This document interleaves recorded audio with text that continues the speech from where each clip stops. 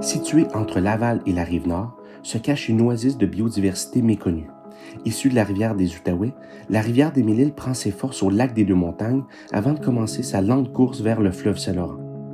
Nourrie par ses cours d'eau qui ramènent la nature au cœur de nos vies, la rivière des Mille-Îles, qui s'étend sur 42 km et borde 9 municipalités, offre une source d'approvisionnement en eau potable à près d'1 demi-million de personnes.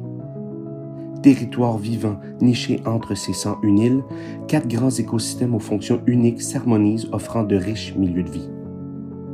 Également mère nourricière pour les nombreux écosystèmes qui l'abordent et les innombrables espèces qui y habitent, elle abrite une biodiversité incomparable qui accueille une abondance d'espèces uniques. Ce sont près du 2/3 des espèces vertébrées du Québec qui s'y trouvent, en plus de la présence de 92 espèces en péril, dont la survie dépend de l'équilibre de ces îles verdoyantes et de ces cours d'eau.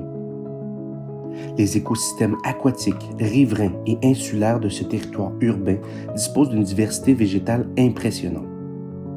Des écosystèmes forestiers exceptionnels aux colonies de plantes uniques au Canada, la rivière des Mille-Îles est un lieu de prédilection pour les botanistes autant amateurs que professionnels.